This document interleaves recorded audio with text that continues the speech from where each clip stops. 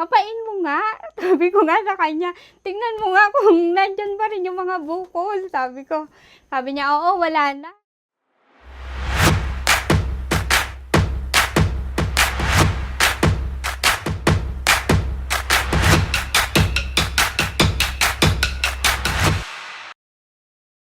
Ako nga pala si Paulina S. Policarpio na taga Morong Rizal. Ako ay dating sales coordinator sa loob ng 17 years at ako ngayon ay 42 years old at ito ang aking kwentong salbeyo.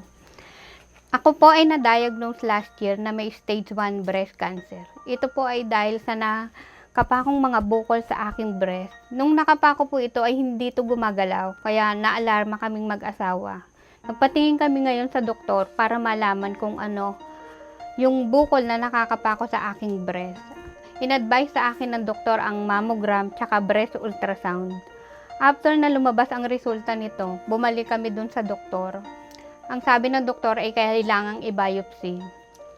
After po ng biopsy ay dun nalaman namin na ako daw po ay may stage 1 breast cancer. Nung sinabi po ng doktor na may cancer ako, sa totoo lang po hindi ko alam kung anong dapat kong maramdaman.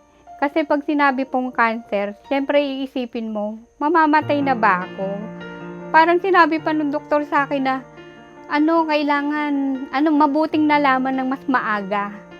Kasi nga, para magamot natin agad. Pero syempre, pag sinabi mong maaga, di ba, dapat hindi naman sabihin na tatanggalin yung breast mo. Kasi nung time na yun, talagang ang sabi ng doktor, kailangan tanggalin natin yung breast para malaman natin kung kumakalat na ba yung cancer. Pero syempre kaming mag-asawa, hindi naman kami agad sumunod dun sa doktor. Naghanap pa rin kami ng ibang doktor kung ano yung dapat na gawin. Hanggang yung isang oncology nga, ang sabi niya, magpa-CT scan ka, bone scan ka, tapos meron pang mga test sa dugo. Kung tutuusin nga, yung sinasabi ng mga scan na yun, napakamamahal.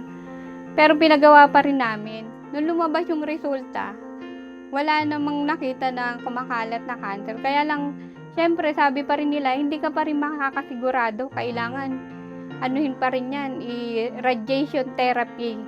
Pero syempre, sa kabila pa rin nun, sabi namin mag-asawa, hanap pa rin tayo ng alternative medicine.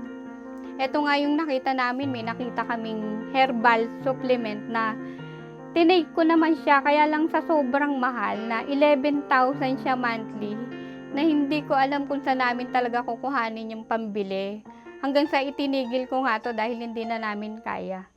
Hanggang sa may nagrekomenda nga nitong Salbeo Barley Grass.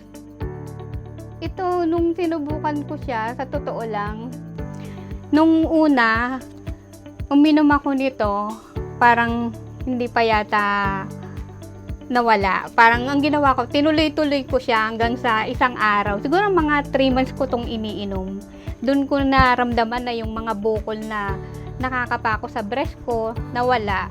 Kaya tuwan-tuwa po ako nung nawala yun. Kaya sabi ko nga sa asawa ko, kapain mo nga. Sabi ko nga sa kanya, tingnan mo nga kung nandyan pa rin yung mga bukol. Sabi niya, oo, wala na. Sabi niya ganun. Kaya sabi ko, nakakatuwa naman, sabi ko, ang galing ng salbeyo kasi talagang nawala yung mga bukol.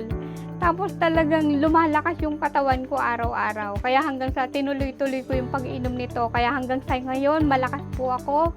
Hindi po ako dinadapuan ng sipon, ng ubo. Kumbaga nagpapasalamat ako dito. Kasi ang laki nung natipid ko na gastos. Unang-una yung pagpapatanggal. Magkano rin yung pagpapatanggal ng breast? Ang sabi ng doktor nasa 100 hanggang 120,000. Pero dahil dito, sobrang tipid nangyari sa buhay ko. Kaya masayang-masaya kaming mag-asawa. Dahil ito lang yung naging paraan para mawala yung mga bukol at masasabi kong pinalalakas talaga nito yung katawan ko. Maraming salamat po sa Salbeo Barley Grass. Nasagot niyo po ang aking mga problema.